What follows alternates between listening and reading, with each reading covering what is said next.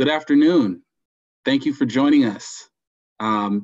This is CLP's third webinar in a four-part webinar series on moving student supports online. CLP has been supporting colleges for several decades on many different topics, whether it be guided pathways, CTE, dual enrollment, or equity. But of course, during this time of quarantine and during this pandemic, moving student supports online and really moving everything online is at the top of everyone's list. So thank you for joining us. A few technical announcements. When you join, you will be automatically muted. Your video will be off upon entry to Zoom. If you are joining by phone or computer, tablet, please connect your phone to your computer tablet with your participant ID. If you have a tech issue, simply use the following notation, tech I can't hear, and we will address that.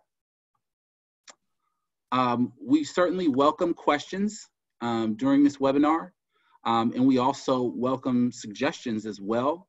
If you have a question for a panelist specifically, just indicate the college you're asking the question to. So for example, put the college name and how do you, etc. If you have a general question regarding, whether it's dual enrollment or whatever the case may be, simply say general and then what are colleges, etc. And then of course, if you have an approach that you'd like to share, we definitely would like to hear that. Just let us know in the chat and just indicate that you have an idea and that your name and I have an approach to the question regarding, etc. Okay? So this is our Career Ladders Project team. And again, Career Ladders Project is under the Foundation for California Community Colleges. Within our team, we have Luis Chavez as our Senior Director, Julian West, which is myself, a Director, Christina Sandoval, Program Associate, and Sherry Shoje, Program Manager. This webinar is part of a series produced by Career Ladders Project with funding from the California Community College Chancellor's Office. So in our series of Moving Student Supports Online webinar, a few subtopics that we'll be diving into is delivering equitable support services, addressing barriers like access, connection, and equipment, using online support platforms, offering professional development and professional learning, keeping focus on student needs and engagement, and supporting practitioner exchange and learning.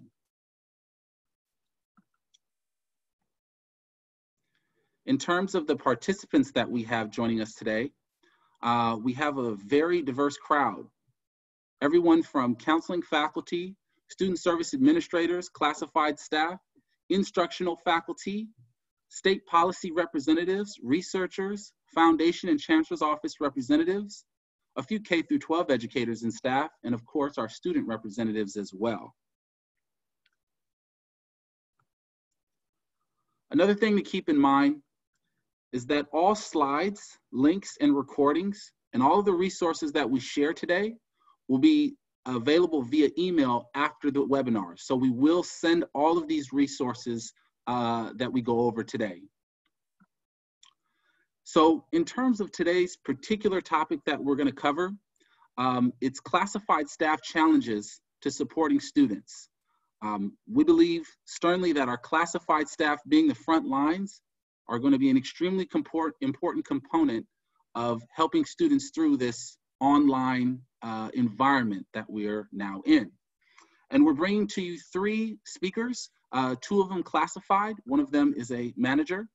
The first one is Sandra Verala, who's a CalWorks director at San Joaquin Delta College. The next one is Natalie Halsell, who is a professional development coordinator at Riverside City College. And then also we have Grace Beltran, who's a program services coordinator at Skyline College. And I'll let them go ahead and take it away. Our first speaker is going to be Natalie Halsell. All right, thank you so much for having me. I'm so excited to be here with you today. Again, my name is Natalie Halsell. I am the Professional Development coordinator here at Riverside City College. I've been in this role for about 7 months. I've been with the college for about 9 years. And so I'm just really excited to be able to come and kind of talk to you a little bit about some of the challenges that some of our classified professionals have been having during this, this new normal that we've been experiencing. I'll go to the next slide and I'll tell you a little bit about Riverside City College. We have just a little bit over 30,000 students, and as you can see, with 62% of our student population being Hispanic, we are indeed a Hispanic serving institution. We're currently offering 45 associate degrees for transfer, 37 certificates, and we have 8 instructional pathways. And so that's just a little bit about our demographics. And then moving right along into the next slide. What I wanted to share with you today is that I've heard from many classified professionals from various colleges within my region, which is Region 9, and noticed that there's 2 particular challenges that almost everyone seems to be facing.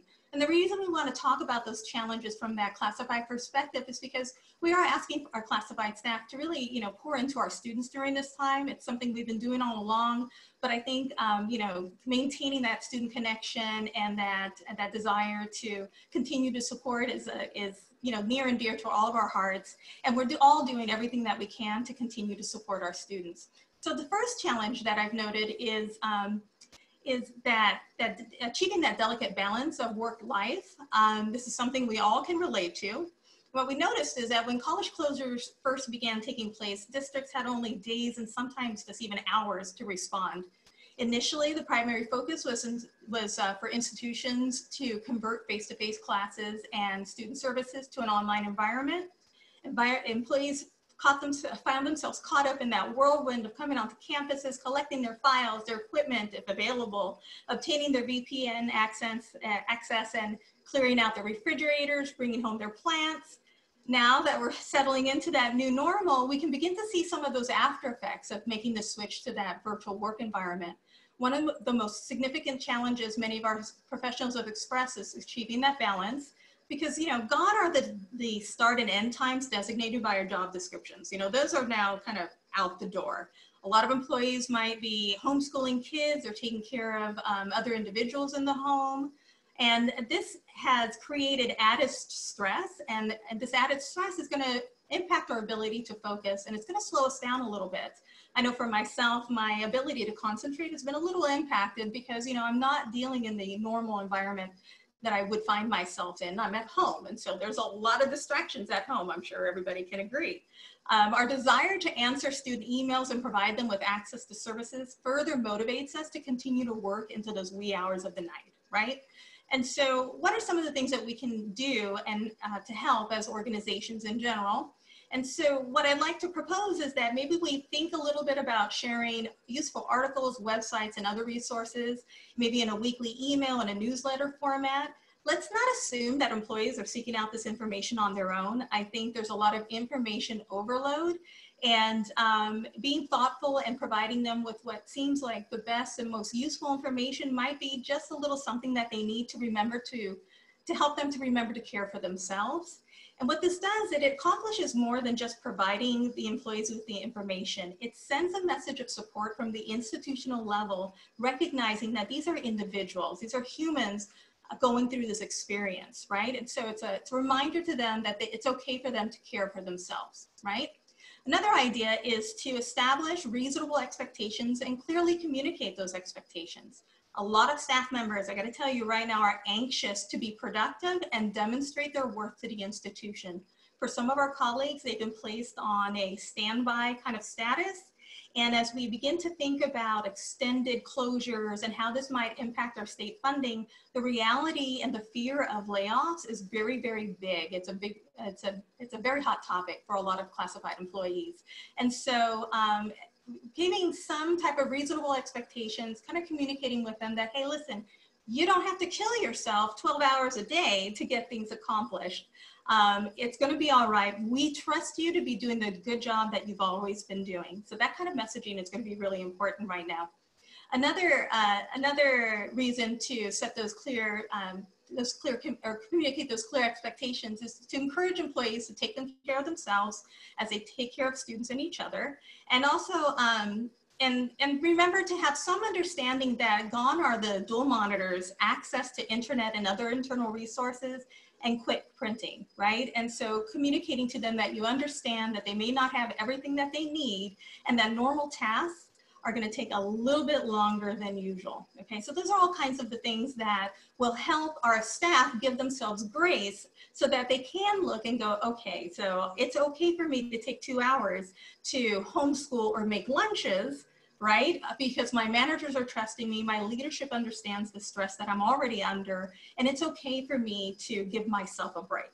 All right, so that's the number one challenge that we've talked about with some of my colleagues. And if we go to the next slide, the second challenge has to do with maintaining a sense of community, right?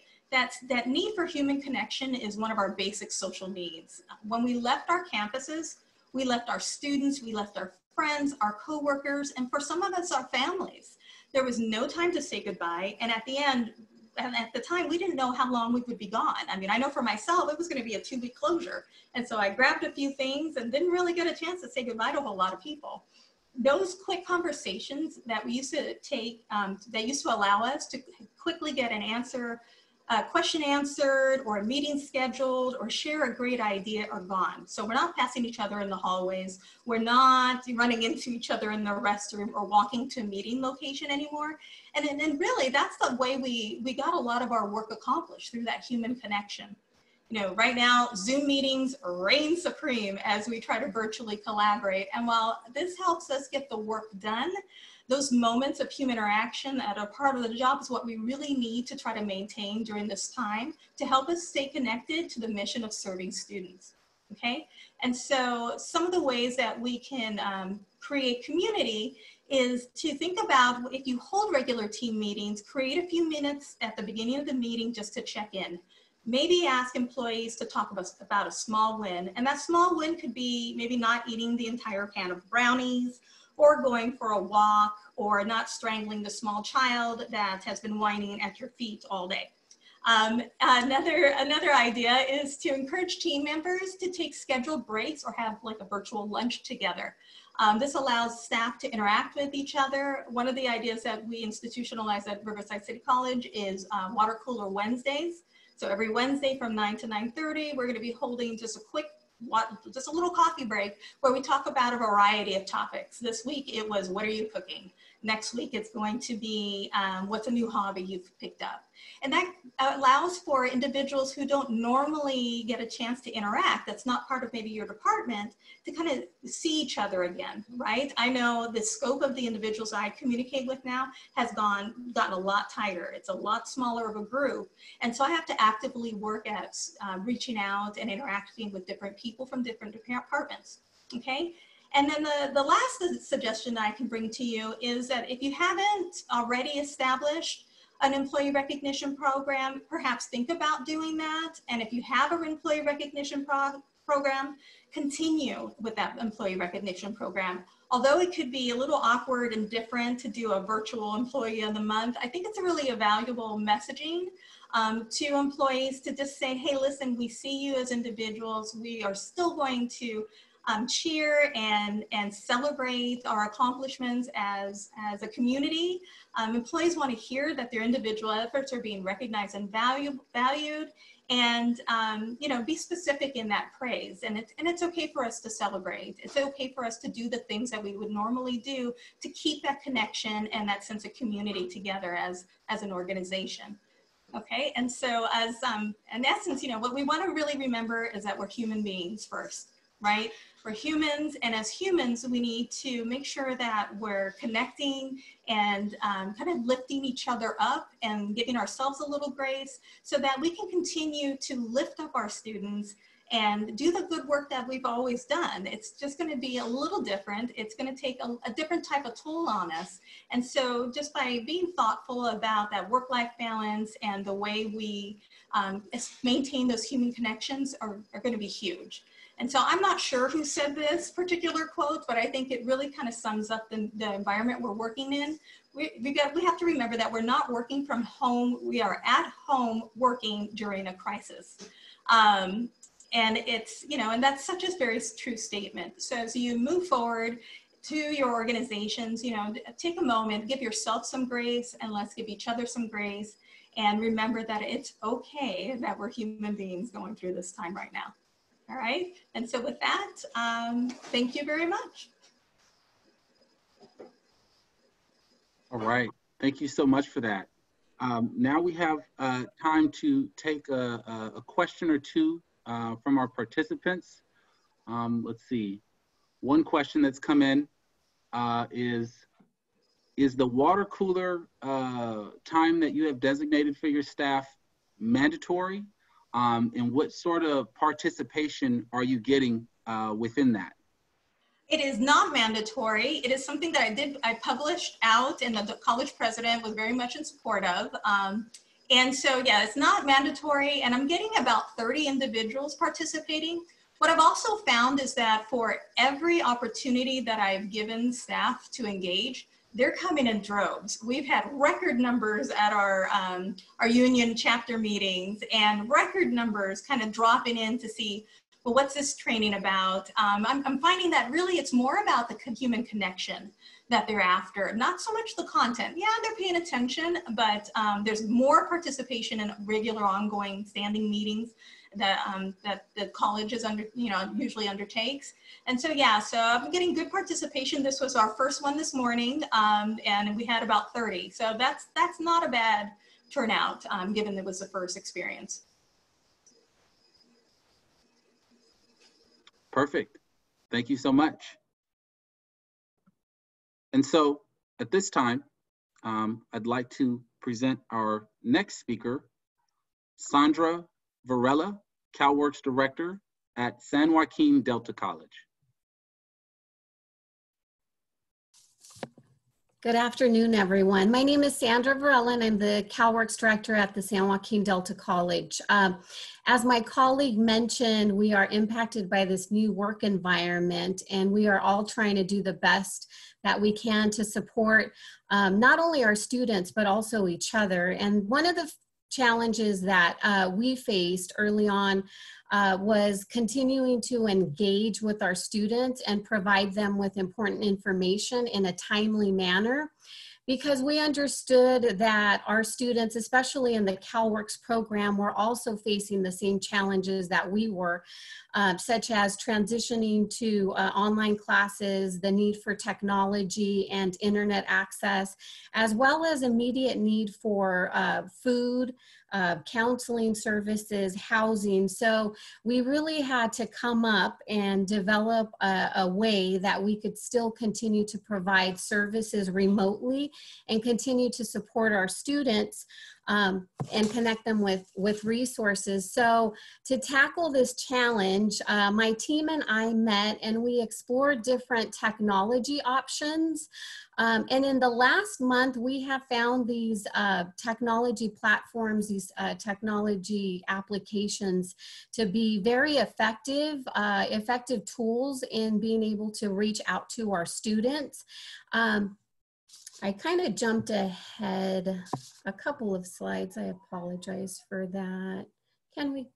So I really jumped ahead. So these are some of the stats and demographics as far as Delta College. We're currently serving approximately 32,000 students. Again, we are similar to Riverside. We're also a Hispanic serving institution.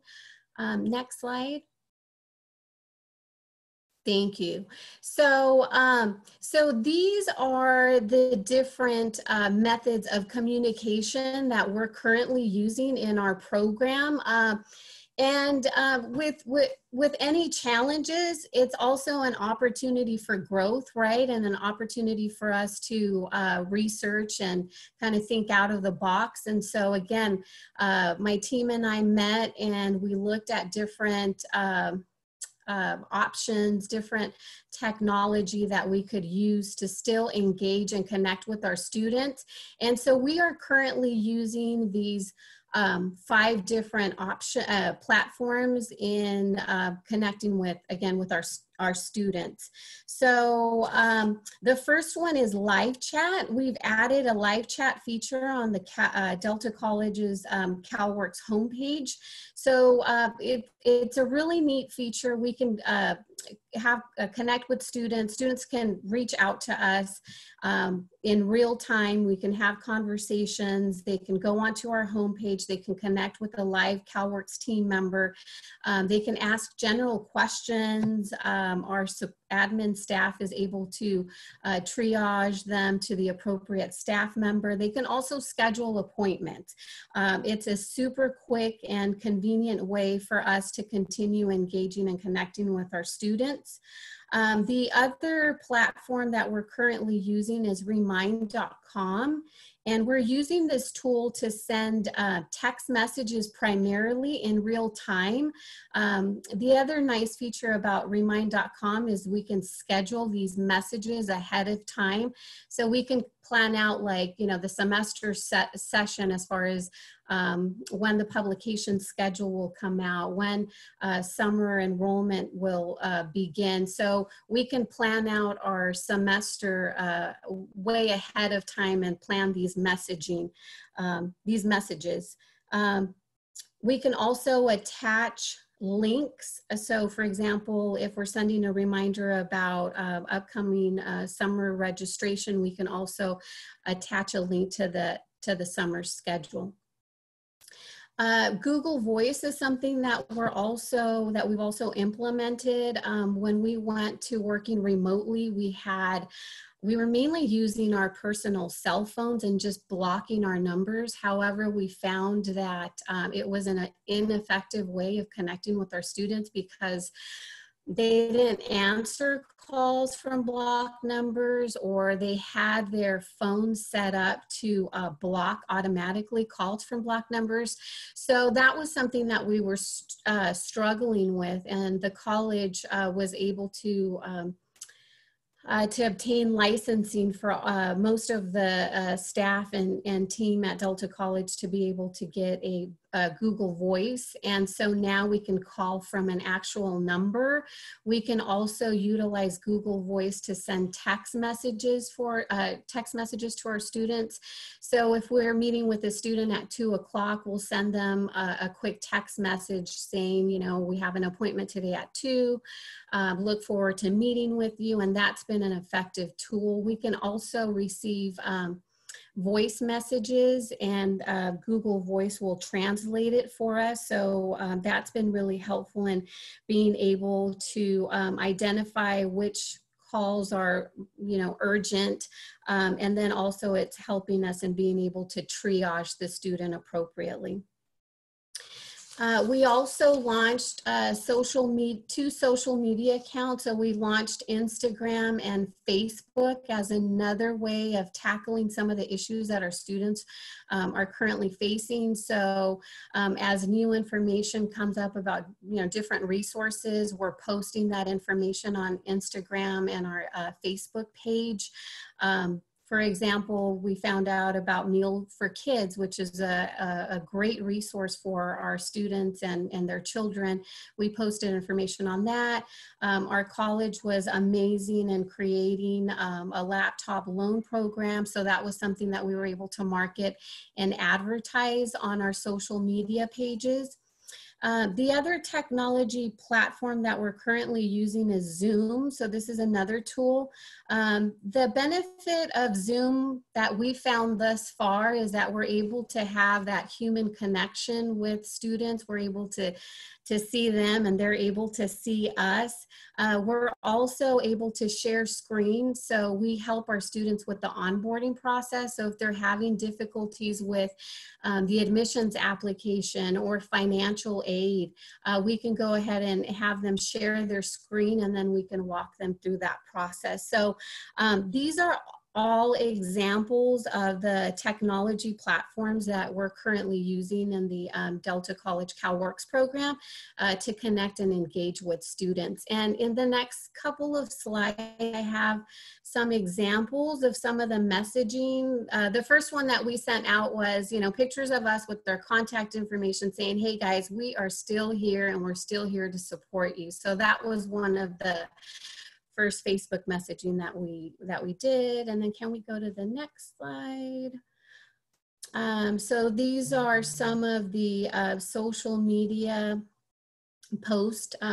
So again, these are internal communication, right? These are messaging that are specifically targeted for our students, letting them know that the fall schedule can be accessed on April 30th, letting them know about, that we're still here.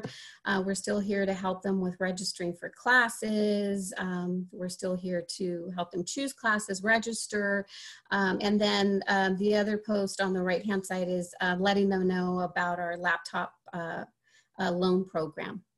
And I believe we might have one more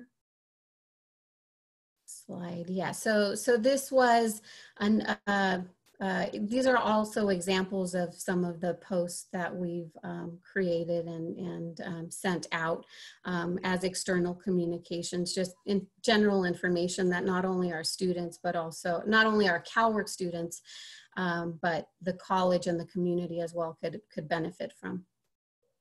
So I believe that's all I have. Any questions? Perfect. Yes, and we will take some of the questions. One question is, with all of the changes in terms of communicating with students in a virtual platform, is it something that everyone's utilizing across campus? And has there been any pushback to communicating with students through the new technology means? They haven't, well, no, we haven't really experienced any pushback. A lot of, so for example, remind.com, that's something that they opt in, that they register on their own. We're just trying to we understand that one size doesn't fit all. And so we're trying to look at different avenues and different methodology that we can connect with our students to really meet them where they're at. And the reality is that they're all in different places, right? Some students prefer checking their Instagram post at 12 o'clock at night. Some students prefer that email communication. Some students prefer the text messaging. So we're just trying to cover our bases and look at various ways that that we can still maintain that connection with our student population. Perfect. And then another question is, were you utilizing the Remind app prior to going remote, or was it something you started just after? That's a really great question. So the Remind, we had implemented it last year. So that's something that we had implemented before. And now what we're doing is really encouraging our students to sign up for that feature. And so we're sending them emails, letting them know that this is another way to receive important information about our program and our college. And then is that Remind app being used just within CalWorks or campus-wide? It is being utilized currently through our program. And I believe our college has a different text messaging system that they're currently using. Perfect. And then one more. What is the tool/platform being used to host the live chat function? That is a great question. I will have to research that further and get back to the group. Perfect. Thank you so much, Sandra. Thank you.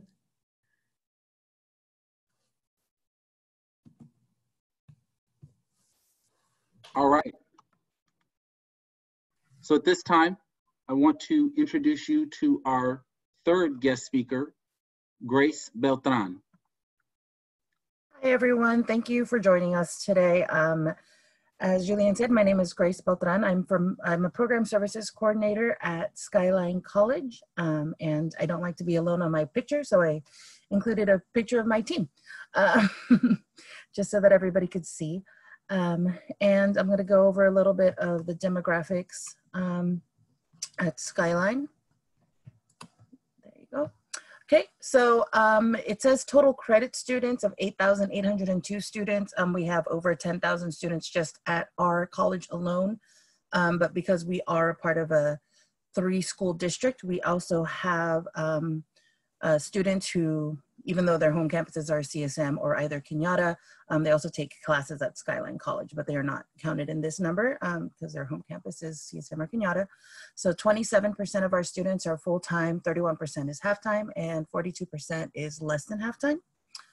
Our ethnicity is 32% Hispanic, 17.8 Caucasian, Filipino, Asian, and then we have the smaller groups, which is our American Indian, Alaskan Native, Pacific Islanders, African American, unreported, and our multi-race students. So we have our curriculum has 33 associate degree programs, 28 degrees for transfer, 47 certificate programs, and we have 1 bachelor's program. So we have lots going on at Skyline College. And again, this is just our college. That doesn't include our other 2 sister campuses, which we work very closely with regularly. Okay. So Skyline, first challenge is as a program services coordinator. I work with the counseling division, so I make sure that our students, whether continuing, returning, transferring, or even brand new, are ready for what the next semester looks like. So in being student ready, right, we're talking about making sure that our students are ready for what's going to be happening next. And I think now is a time that we're actually more hands-on with them and really showing them how they could be a successful college student. We don't expect them to do that. We have to show it to them. And I think for even our continuing students, how to be a successful college student in this new environment is going to be something that we all, classified faculty, staff, administrators, all have to work together to make sure that we're really collaborating and making sure that we're not creating a one-size-fits-all solution to our students. One product that we, or some of our campuses are using, some programs are using is Sway, which is a Microsoft Office app. And it's kind of like a moving flipboard. For our campus, we use it for our Promise Scholars program. And they actually included it into their Canvas shell. So I'm not sure if any of you are using Canvas for your programs or any of your services.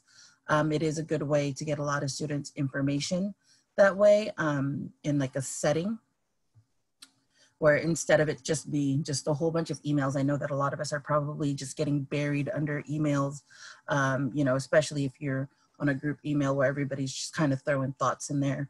And it's hard to kind of just get lost in the shuffle. So Canvas is actually a good way to organize those thoughts. Or also SharePoint. We sent out a student survey probably 2 weeks after we completely shut down. And it was mainly, we were asking students, you know, questions that our pre-department wants to know, like what our students have as in, you know, tools, do they have access to the internet and so forth. But as a service provider, I was actually just trying to figure out like, what can we help our students with? What are their concerns? A lot of their concerns were not about just school. A lot of them were like, how do I get food? How do I get all these things? And one of the questions that we had on there was, in the likelihood that we are online for summer, how likely are you to register for classes? And also one of the questions was, how likely are you to drop or withdraw from your classes in the online format? Which we're finding that, again, one size does not fit all. Not all of our students are able to do that. Even though we emailed it to students first and we probably got like 120 responses, and then we texted it and then we probably got another like 200-300 or so. And we have a small team that's actually just been responding to students and then just giving them live links on where they could find resources and how they could contact us.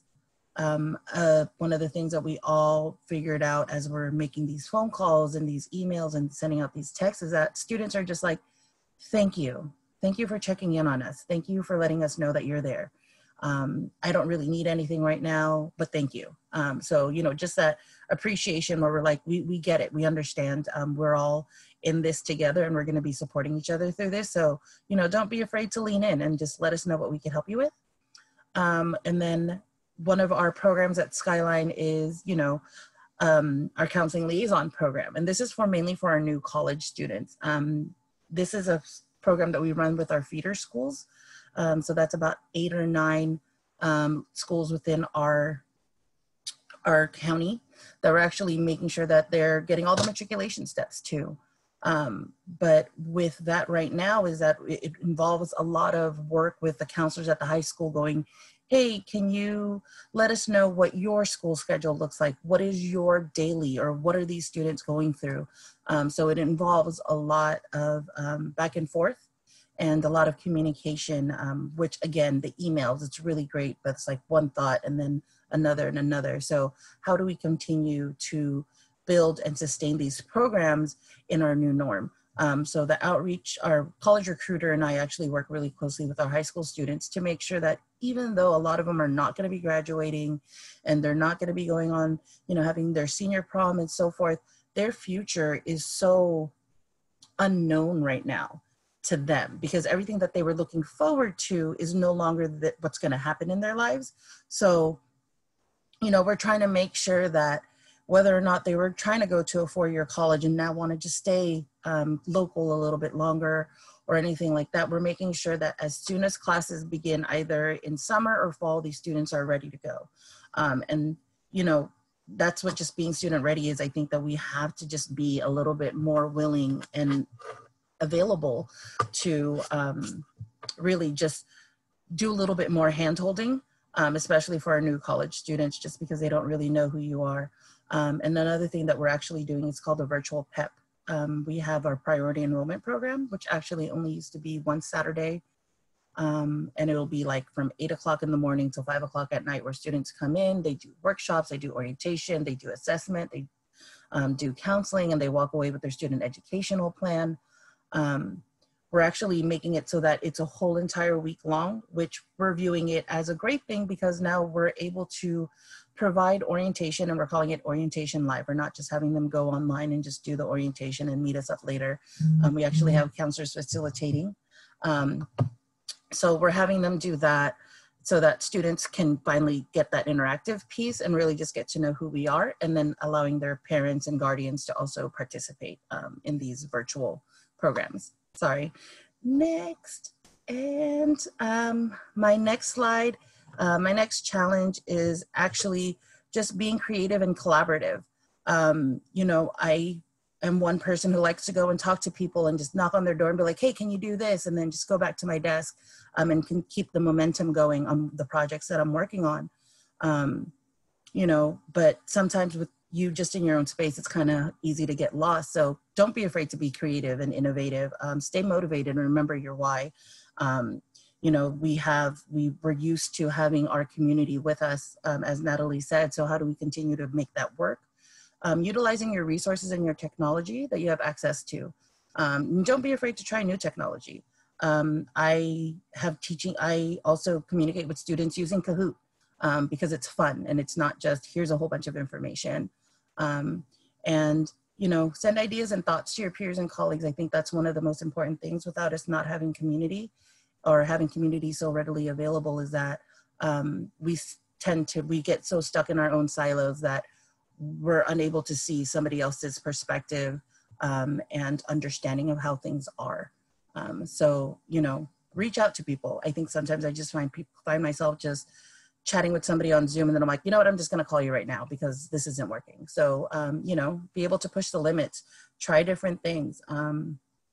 And don't be afraid, you know, to fail or make a mistake because everybody understands that we're all here just trying to do something better. So it's in those little mistakes that we're actually going to be able to, you know, be innovative, creative, and try something a little bit different so that we can continue to serve all of our continuing students and our new students and also being able to take care of ourselves. And questions? That was right. That was perfect. Thank you so much for sharing. We actually do have a question. One of the questions is, are students experiencing challenges with going from classroom to total online mid-semester?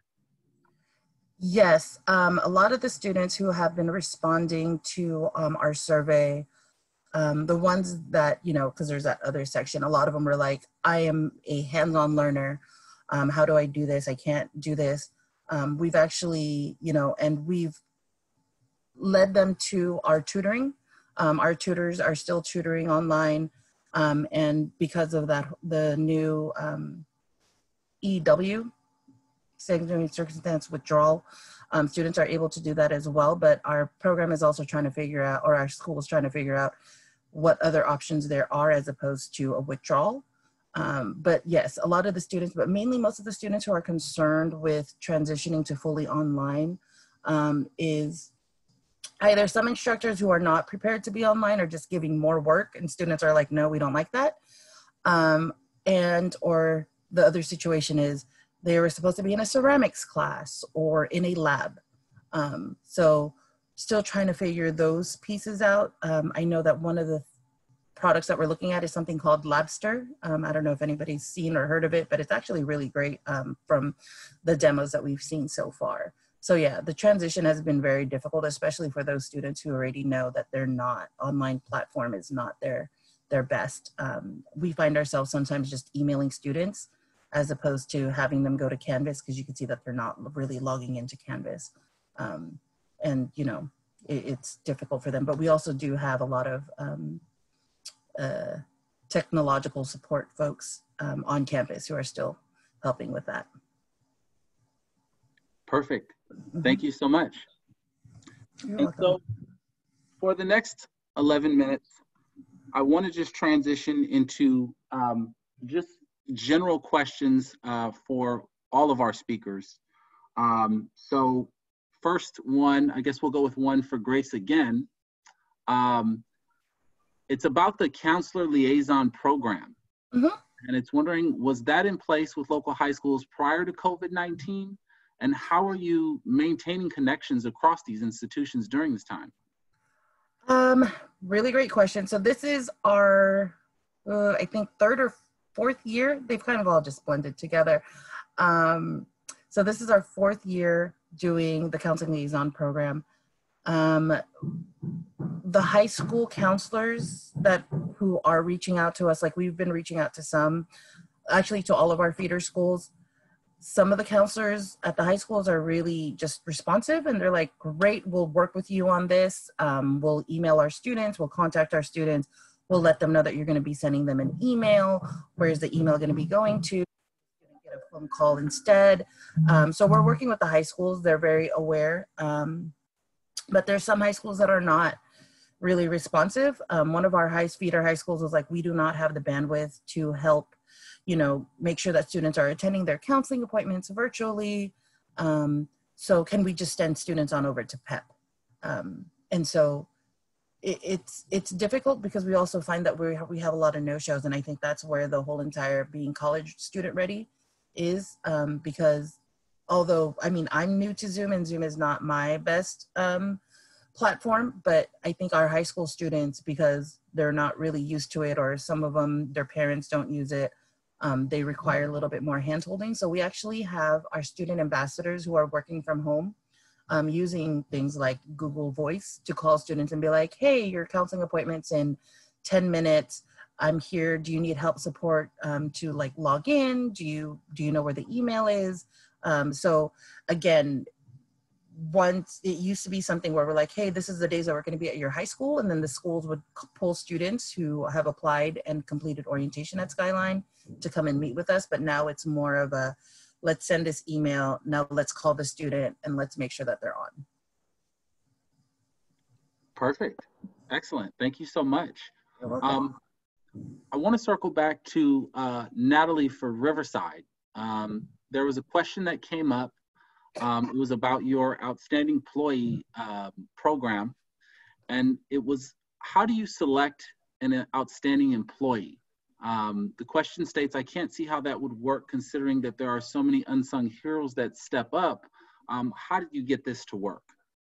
Okay, so the way we kind of established all of this is it's a program that we adopted back in 2016. It's an Employee of the Month. And what we did was we created an application process that kind of reflected our strategic planning goals and the goals of the college. And we send that out and it comes in, and we have our classified leadership and success committee that kind of reviews the nomination forms using a metrics. And what we found is that we get about 2 to 3 nominations a month. And we do have like an unsung hero category, so that on the application itself, is this an unsung hero? We just try to be consistent about making sure that every month we recognize an employee. We encourage managers to discuss employee nominations at their monthly, whatever meetings that they have as managers. And actually the nomination process is open to all employee groups. So faculty, students, staff, and managers can nominate any employee. Or any classified employee. And so we've found a lot of good results. And so a nomination form, and then we receive them and a committee reviews them using a metrics to kind of select the top ranking nominee. And then what we do with the individuals who are not selected, we keep them in the pool for continued review so that we can always make sure that we have plenty of nominations to kind of look at. That's kind of how we navigate that. Excellent. Thank you so much, Natalie. So let's take another question for Sandra. And the question is, who manages the social media outlets that you're utilizing for the institution? And have you always utilized those outlets, or this is something that just started since the COVID-19 epidemic? So that's a great question. So as far as our social media platform, that's something that we recently launched. That was something that we had been wanting to do for some time. However, we just never got around to it. And then once, this pandemic hit, then we came together as a team and strategized on, again, ways that we could connect with our students.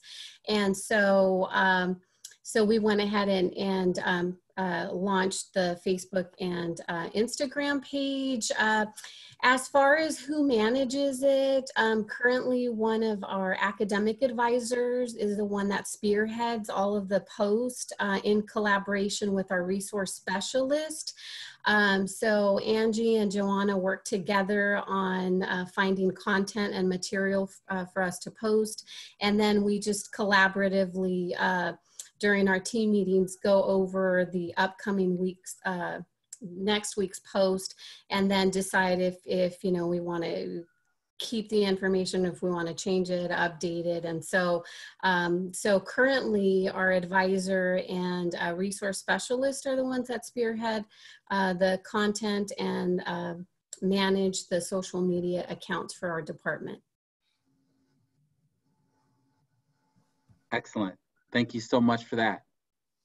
I want to circle back around to Grace over at Skyline. The question has come up: are faculty and classified professionals working together as student success teams within your meta majors? How are you coordinating the focus supports for students who need them? So we're still in the process of building our student success teams for within our meta majors. But at the same time, so I'm working as a classified professional. I'm working with my counseling team, but I also do attend division meetings for our instructional faculty to let them know like what their roles are inevitably going to be. So as of right now, our programs aren't, the success teams aren't fully up and functioning, but our counselors are seeing students based on their meta majors, and the faculty know who they are. So they're actually working in collaboration to make sure that students are being served if they need counseling services, or if they need more focus on exploring careers or other emphasis within a meta major, if that helps. So most of the time it's just me and my team of ambassadors and my front desk staff making sure that students, based on what their meta major is, are getting to the correct counselors and are being coded in our in SARS as that meta major, if that helps. Excellent. Thank you so much. Mm-hmm. And now what I'd like to do is pose a general question to all three of our speakers. What planning is underway to prepare for summer or fall in terms of providing services for students?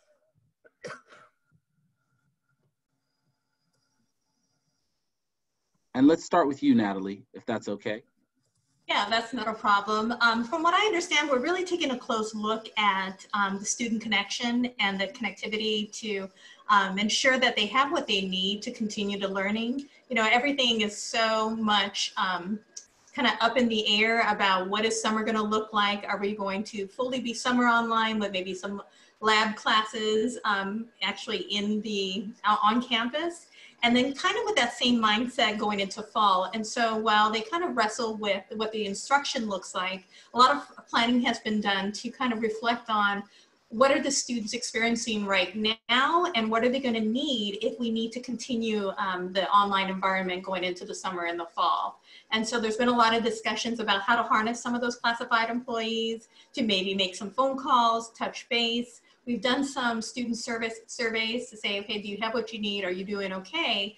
But I think doing that human connection, just touching base, kind of gauging where are you at? Are you okay with moving forward into that online environment is kind of some of the discussions that we're just now having. As again, we go into this whole era of uncertainty in terms of fall planning itself. Excellent. Thank you so much, Natalie. You got it. And then same question for Sandra over at Delta. Hi. So we're currently marketing the fact that summer registration is happening now, and then we're also preparing our students to reach out to us. Well, we're encouraging them to come in so we can assist them with fall registration, because that is happening in like a couple of weeks.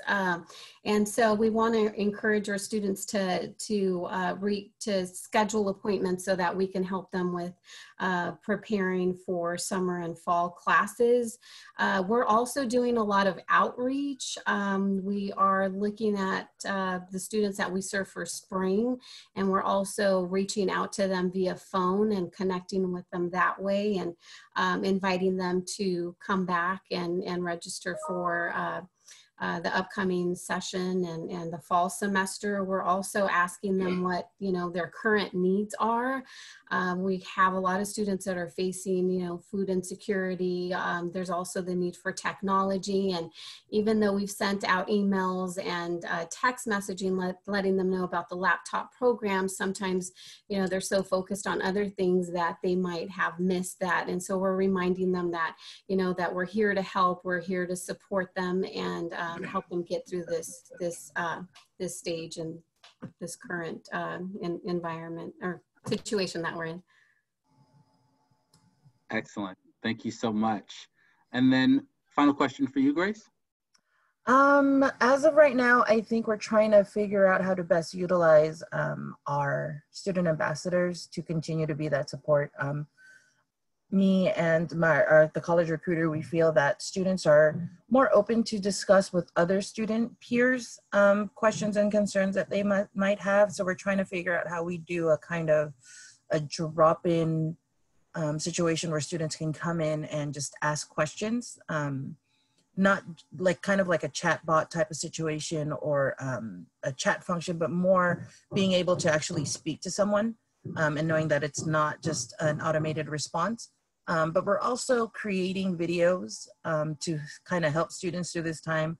For example, any of our new incoming students, just how to build your schedule properly, right? And also things like registration workshops on what classes you should take and how do you really read your student educational plan.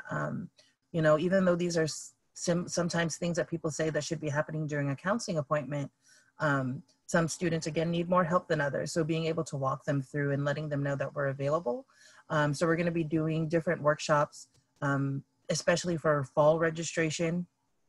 As if we're moving forward, possibly with being online for fall, what are the concerns that, some of the students have on like some of the classes or labs and so forth.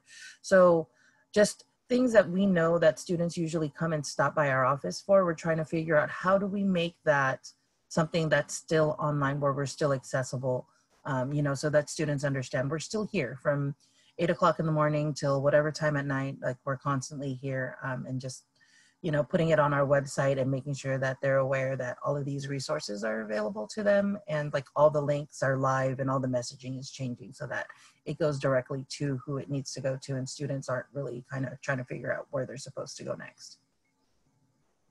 Excellent. Thank you so much. And thank you to all the speakers who were able to share with us today. I want to emphasize just how appreciative myself and all of the participants here are of you spending the time to be able to share with us. I personally believe that classified staff being on the front lines are some of the most important folks to listen to. So I appreciate that, and thank you so much. Before we commence, I do want to share a few resources. The first one is our base camp that CLP is managing. And it's basically a network of community college practitioners. We currently have a few thousand participants on there. I think it's certainly important that during this time of not seeing anyone and staying isolated, that we all stay connected in some sort of way. And we keep learning and we keep adding to our knowledge base. And of course, technology is going to be a vital part of all of that. Some other resources, we are creating what's called Pláticas, which are some extended conversations with our guest speakers and some of our other guest speakers as well that we'll have on our website. And so we'll provide those materials. We have some CLP curated list of internet access and online resources for students in colleges. And then the Chancellor's Office can provide some COVID-19 webpage, Wednesday webinar updates, and of course the Vision Resource Center as well. Please join us for our next webinar next week, Wednesday, same time, same place, where the focus is going to be on learning communities and meeting the equity challenge. It's going to be the exact same format, and if you are signed up for this webinar, you should also be signed up for that webinar as well. Other than that, I'd like to thank you all for joining us today. I hope it was informative, and I look forward to seeing you all next week at our last webinar of the series. Take care. Thank you.